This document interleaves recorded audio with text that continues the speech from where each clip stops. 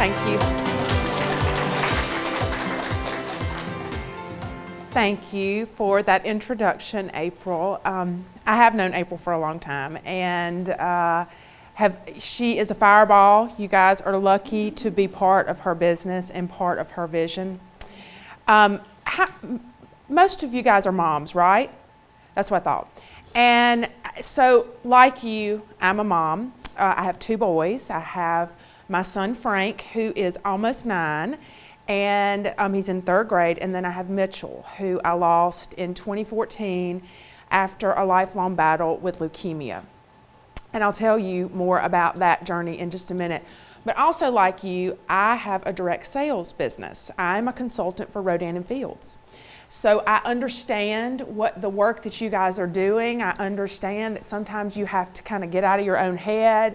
You've got to get out of your comfort zone. You believe in what you're doing. You know that you have a great product, but making that ask and getting yourself outside of that is hard. You may have read the book, Get Over Your Damn Self. You know, it's like you just get over, and I think it's written by a Rodan & Fields consultant. But one thing I will tell you is you are very fortunate with Fundanoodle. You are on the ground floor. And I remember in 2004, someone coming to me about Rodan & Fields and saying, you know what, and I thought, no, I'm not doing that. No, I'm not doing that. And I wish I had, because it's been a little over a year that I've had my business, and I cannot tell you how many times I've said, I wish I had started this sooner.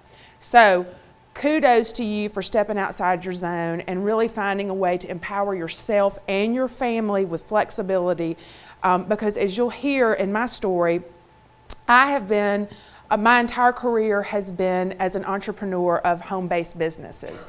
April mentioned my marketing agency. So a little about me. I grew up in Mississippi. You're probably going to hear that in the way that I talk. And I graduated from Ole Miss, and I came to Charlotte. And that was in 1998. It was 20 years ago this year. In 2003, I decided that I was not, it was right after 9/11. The job market was, the economy was not good. And I wanted to be a marketing director, and I was not able to find that job, so I created it for myself. And I went out and started marketing myself and getting clients as a consultant. I ran the business from my home. I did that, and then in 2009, my first child, Frank, was born. And he was precious. It rocked my world, just like all first babies do. And just as I had planned, my life plan was all set. My second child was born 3 years later. I mean, it couldn't have been more planned.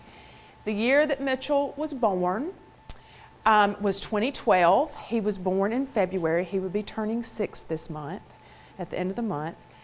He was born on the 4th anniversary of my mother's death. And so I really felt like that made him extra special, because as I was going through my pregnancy with him, I kept thinking, God is giving me this joy so that instead of focusing on the anniversary of Mama's death, I'm going to focus on planning a birthday party for this baby. And I just really,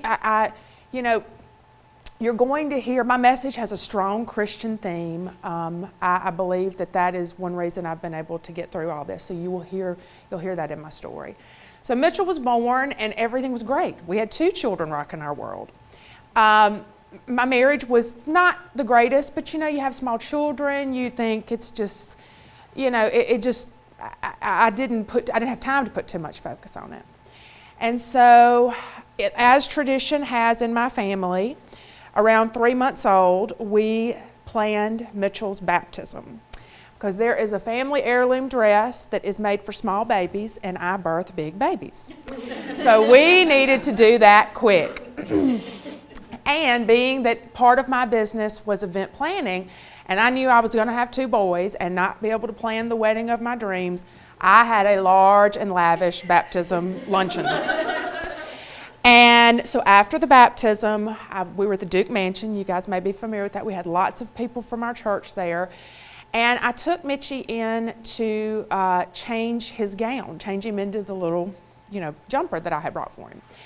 And I noticed that afternoon that there were these, on his little legs, they weren't but about that long, that there were these little bruises. And I thought, well, it's cold in here.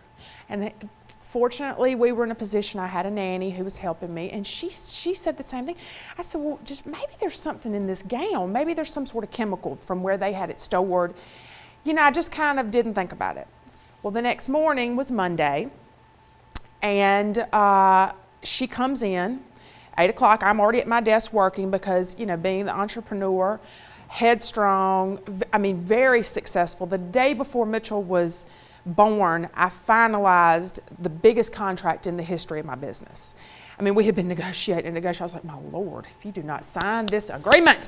But anyway, so things were rocking in my world, and it was amazing. I was on top of the world. And so the nanny comes in and she says, Meg, are those bruises still on his legs? And I said, yes.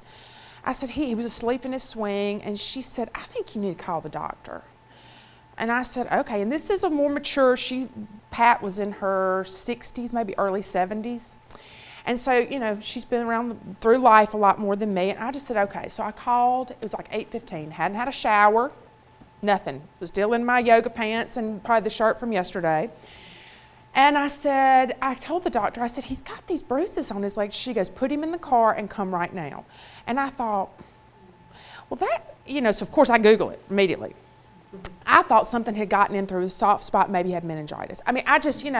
So, and also because with my first child, I had been so nervous Nelly, so afraid. My mother had just passed away, so I didn't have my mother. I wore those doctors and nurses out. I called all the time. They would say, Miss McElwain, we just don't think. I was like, well, I have good insurance, so we're going to come on in. we're going to be there in just a minute if you've got a spot for us. So I was determined with Mitchell I wasn't going to be that way. But I took him in and, of course, had a good relationship with my doctor. And he said, when we got in, Dr. Giftos examined him, and he said, Meg, has, Big Brother been wrestling with him? I was like, no. He said, well, we're going to run a blood panel. And I said, okay. So he comes back into the room just a few minutes later, and very quickly. And I could tell something was wrong. His voice was more rapid. He said, Meg, we've called the hospital. I said, okay. And I'm holding Mitchell. He said, I want you to go straight to the hospital. Do not go home. I said, okay. He said, do not go home. He just kept saying that. He said, they're getting a bed ready for you. And I said, what? Stop. What exactly? I said, stop. What are you saying? What are you saying to me? What's happening? And he said, Meg, the best case is there is an infection in his blood. The worst case is he's got cancer. And I literally, at that moment, it was almost like such shock. It truly was like a vacuum sound is the best way. It was like, vroom. And all I could think is I went into immediate step. How was I going to get through this? What was I going to do? And so we get to the hospital. I called Mitchell's father, my former husband, and said, this is what you need to pack. Come now. Come now. And he is in a panic. My nanny is crying. And so that tells me, it was, so we get to the hospital. We get there about 9:15. By 9:30, they take Mitchell and I into a procedure room, and they have to find a vein to run an IV. This is a tiny baby, y'all. This is him at birth. He was probably about 2 weeks old with Frank there. But he was still not a big baby. And so I can vividly remember laying over him on that table because he was screaming and they couldn't find the veins. They had to poke him several times, and I was singing to him. One of the things that has been so therapeutic and helped me through my survival is music. And I was raised in a church, in a very small church. I grew up singing, and I love hymns. And so I remember singing Seek Ye First to Him. And then I probably sang Alleluia #1. And then How Great Thou Art. And so I just was running through the hymns. and got him. They started a blood transfusion.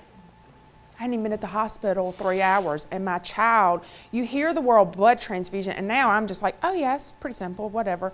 But I mean, these are things that I'd never been exposed to. I had never been this close to cancer. And you know what it's like when your child is sick. You know what it's like when they have a fever. Well, the doctors are coming in and out of the room, the nurses, it was just a flurry of activity. I had posted on social media because I wanted all the prayers I could get. So people in the community, because of my work in the community, people who had relationships with the hospital, whether they be board members, they be doctors, someone had called someone else, people started visiting, and that became a little bit overwhelming, but it was also comforting. It was also comforting to know I wasn't alone. By noon, they told us that Mitchell, they were pretty sure he had white blood cell cancer. I did not know that was leukemia. Had no idea that was leukemia. By 5 o'clock, they told us that he had leukemia. It was rare, which all pediatric cancer is rare. Leukemia is a good cancer to get, though, if you're over the age of 2. If you're under the age of 2, the prognosis is very grim because your body just is so small, and they told me he had a 40% chance of survival and that we were going to be in treatment, most of that living in the hospital for the next 2 years. And again, just shock. And by this point, my mother-in-law who has now passed away from cancer as well. She was on her way from Virginia to help us. I mean, we were just like, I had this healthy 3-year-old at home who had been on a schedule, whose mama had been there, and all of a sudden his world was being rocked. So for the first 30 days, Mitchell's father, we both stayed in the hospital together, and my mother-in-law stayed. It was, but then as you start to realize 2 years is a long time, my former husband went home to be with little Frank, and I kind of battened down the hatches at the hospital. They gave me office space. I continued to run my business because, I had a huge contract. When Mitchell was diagnosed, we were in the final week of due diligence on a new home. We moved forward, we bought the home. So we were moving, trying to sell a property in the middle. Chaos and stress beyond belief. Mitchell achieved, but I was in such shock, and I believed Mitchell would beat this. I just knew God was not going to take my baby. He was not going to take my baby.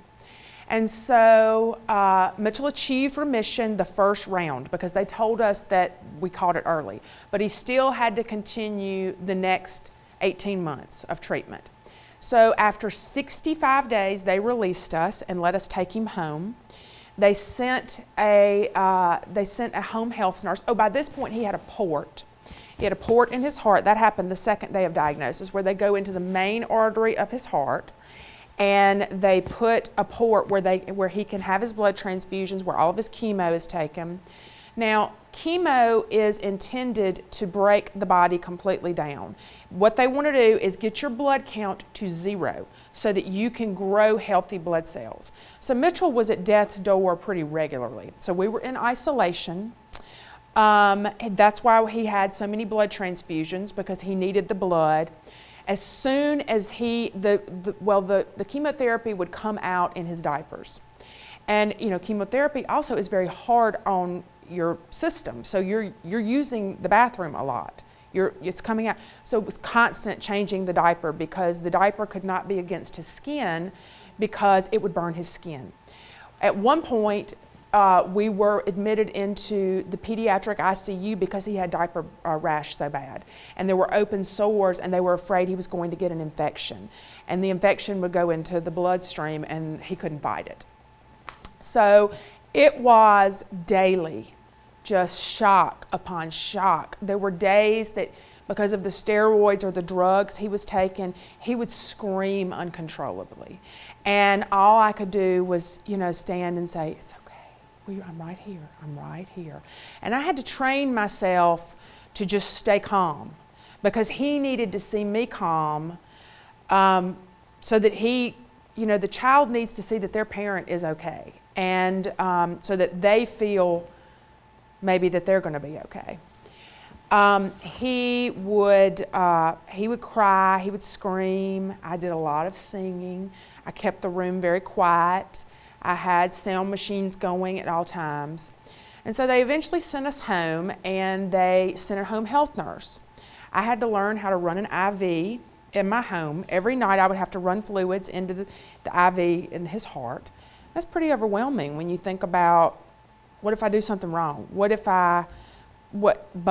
And my former husband, the marital problems we had marital problems prior. And one thing about a diagnosis like this is whatever's going on in the marriage prior or with either person, it's only going to be magnified when you add this much stress, unless you've got somebody that's tough as nails, which I happen to be tough as nails by the grace of God.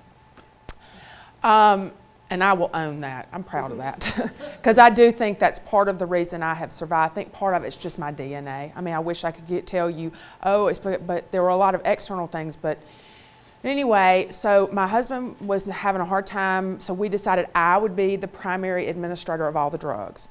We administered morphine regularly. My child was taking Xanax to keep him relaxed.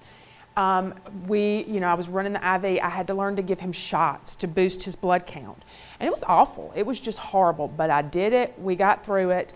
About a year into treatment, my former husband really was struggling and had to admit that he had become addicted to Oxycontin. And it was something that he'd been doing recreationally since before our older child was born. So now I knew where the marital problems had come from. Part of them. So I called my minister because all of our insurance was through him. I was terrified we were going to lose our insurance, and we had 100% coverage of Mitchell. And we put him into rehab, and I couldn't tell. Even my closest friends did not know. My family, 600 miles away, knew, but my church. I could not have survived that without my church. Also around that time, a child that we had become close to in the hospital got a diaper infection. And they put her on life support, and she died. And that's when I shaved my head, because I couldn't do it anymore. I mean, I was literally going insane is what I felt. And I was under the care of a doctor. So I will tell you, mental illness is real. It is something that you cannot always handle alone. Do not be afraid to ask for help. In my situation, sometimes people say, oh, well, you had an excuse. Listen, it can happen whether you have an excuse or not. So don't be afraid to ask for help. Or if you have someone in your family, there should be no shame. Extreme stress and difficult life circumstances can put something on you because that's essentially, I still deal with a lot of post-traumatic stress. So we get near the end of Mitchell's treatment. I could see the finish line. It was in February. It was about this time, actually. It was right before his second birthday.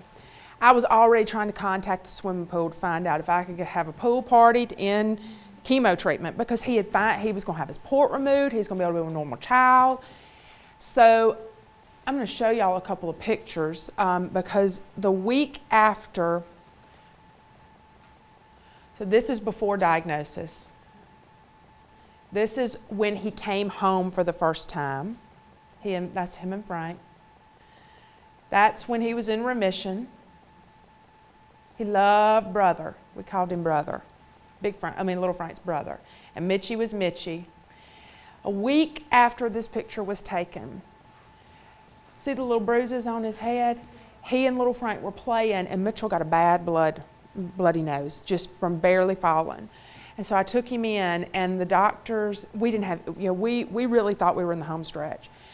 And one of the oncologists said, Meg, I want us to go in and do a bone marrow aspiration, because we would have to do those regularly, where they put him under. They had a needle, I promise it was about this long.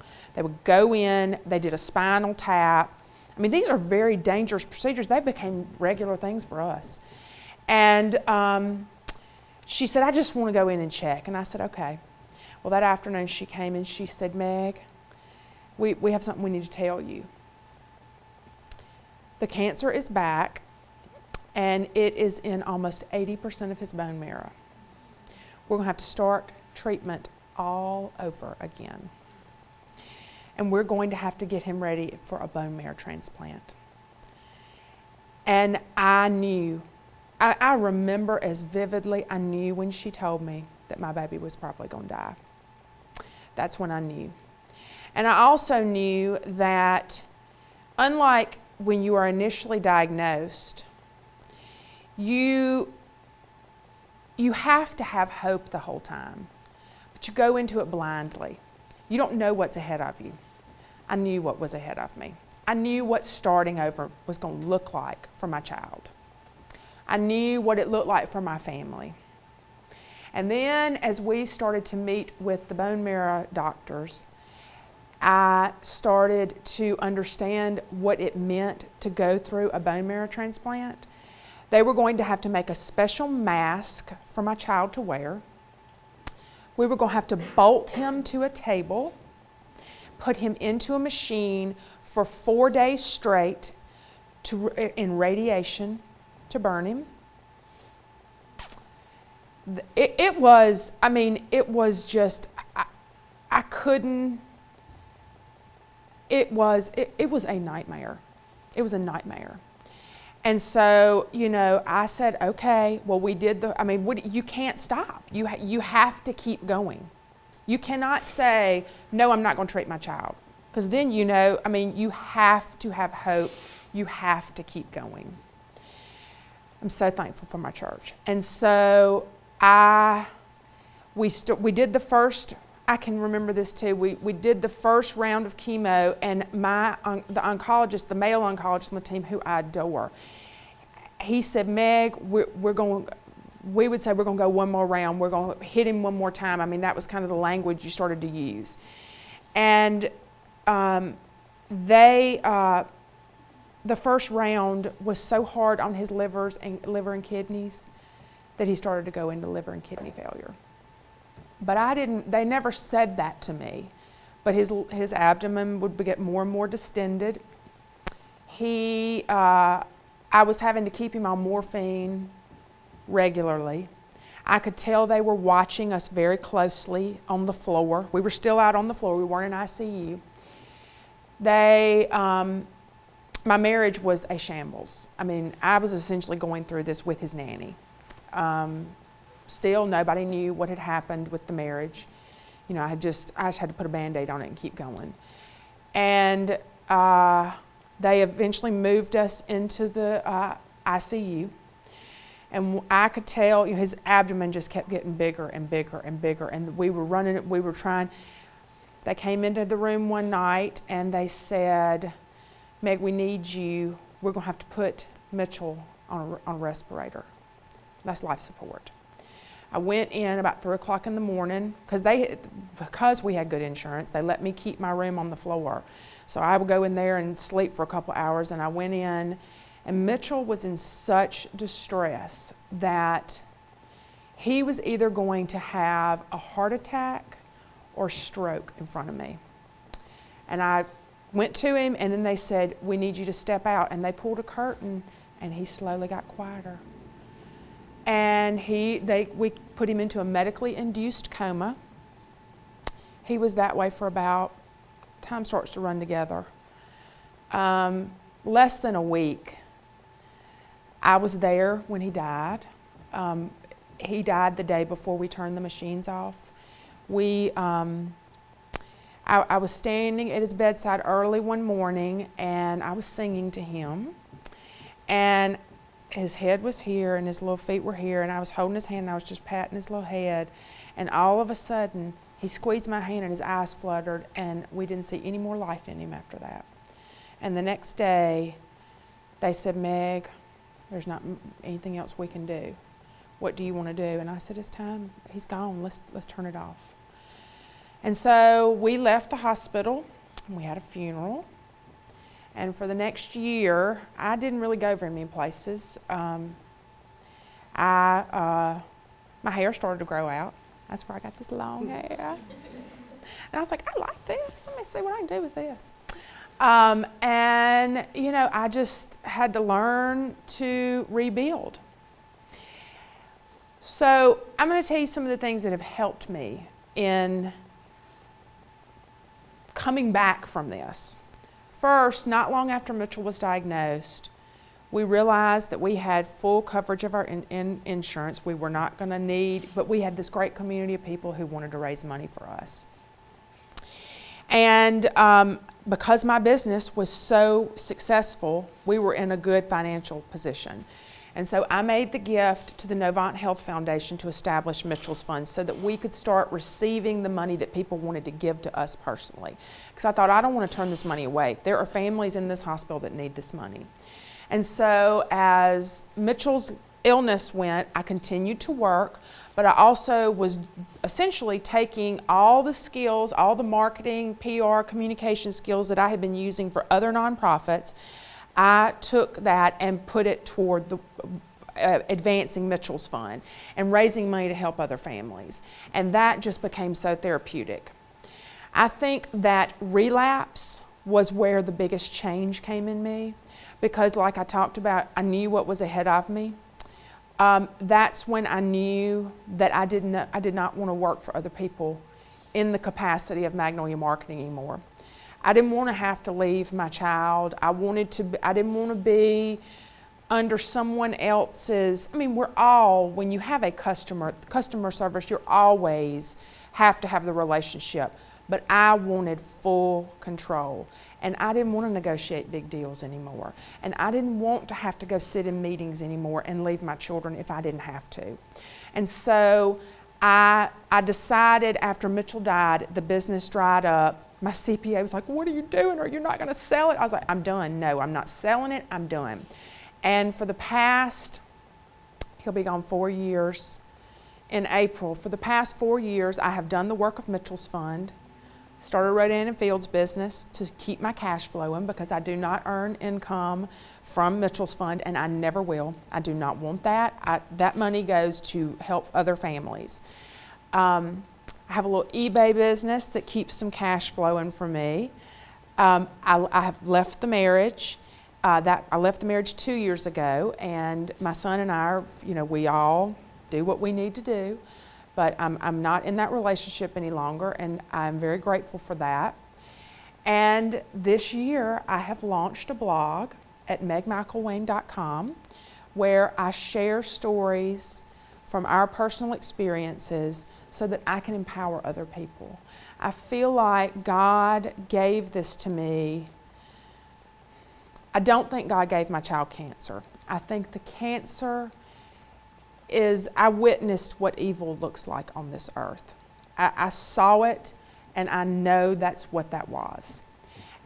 God never left me.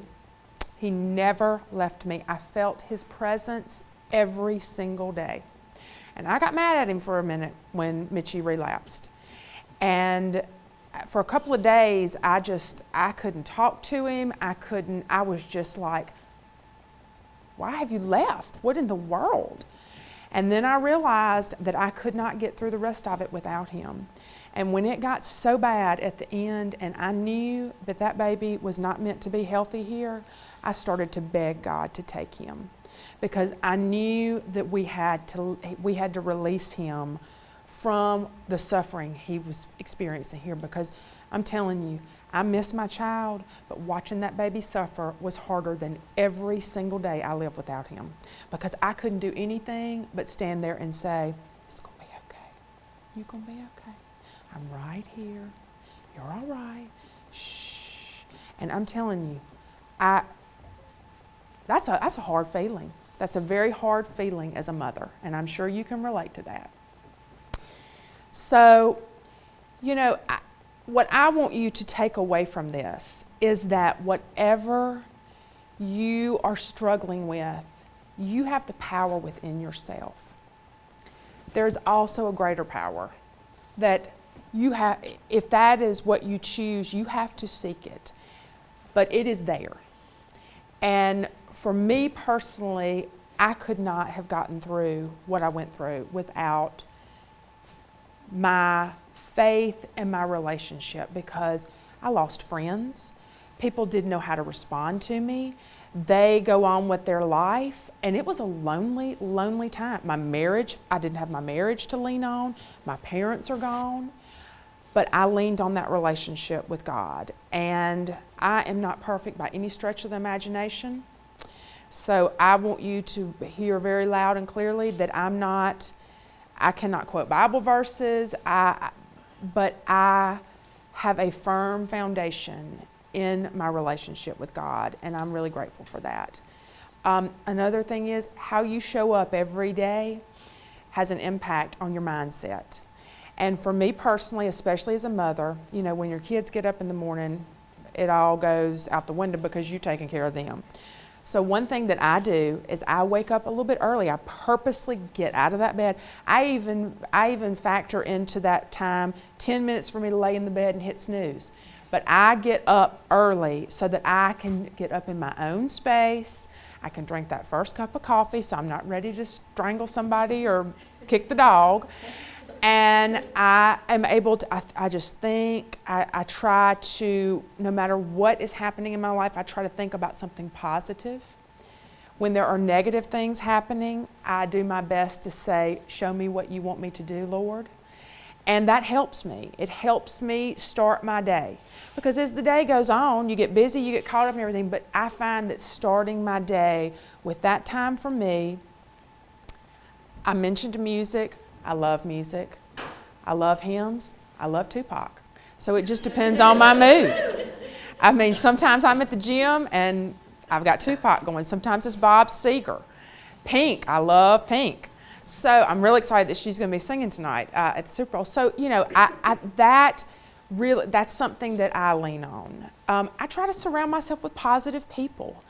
The energy that we have around us is, relationships are something that is a strength for me. And so I have a lot of friends. I'm very lucky. But sometimes I have to move away from someone I always want to support people, but, sometimes you have to protect yourself and you have to protect your family. And in a time of crisis, or really just in any time, especially as we get older and as women, we are who keeps our family together. I mean, the man, he's worth something. We haven't quite figured that out. As women, you have to really, self-care is important. I've tried to find time to do some sort of exercise.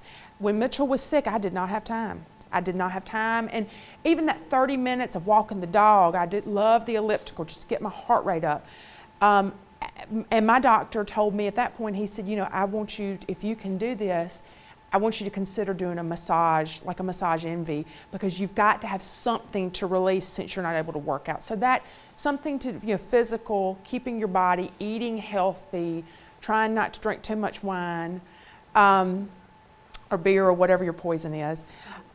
So I just, I want you guys to know that you have a great opportunity. I think you've probably got a really good tribe here with, you've probably formed some great relationships here this weekend. I know when I went to our Rodan and Fields event, I came back and have friendships that I know are going to last forever. And we support each other on social media. And so I just encourage you to take this opportunity. Don't be afraid to step outside your comfort zone. Whatever it is that you are struggling with, whatever it is, if it's a relationship, if it's some addiction in someone else, you have within yourself, but don't be afraid to ask for help. And lean on the people that you trust, because, when everything falls apart, you've got to find a way to get through, and you need a place to find hope. And so I'm going to close by showing you the light of my life. He's my little sugar pie. And this is Frank. This is at the Mitchell's Fund luncheon. We include him. And he keeps me very busy. He misses his brother. I did not mean for him to be an only child, and he gets lonely. He doesn't have a playmate. But we have had him in play therapy, again, back to the mental health piece, asking for help. I put him in play therapy before I even started counseling because I'm an adult, I have a close relationship with my minister, I'm able to communicate my feelings. He went through a lot. I mean, I essentially had to neglect him during Mitchell's illness. And that was hard for me, but I had no choice. And then everything with his dad and my marriage, and now he goes to separate houses. And, you know, it's just, but the thing I'm most proud of is how well-adjusted Frank is. And now he's a little booger, but he's got a big personality, and he understands his Christian faith more than most people. He is very in touch with what death means, and because he lost his grandmother afterward. But he is, that and doing the work of Mitchell's Fund are what keep me going. And I just know that there's a reason God gave this to me, and I believe the reason is so that I can use it to help other people. And I hope that I have helped you today, and I don't want you to feel sorry for me because I will see my baby again. And all y'all's babies and mine are going to grow up, and they're going to do great things. But when I get to heaven, that precious little boy is going to be waiting on me.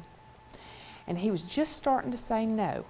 So he went right before it really got where it's mine, I do it myself. So just know that I know what my purpose is, and it is, you know, it feels good. Thank you.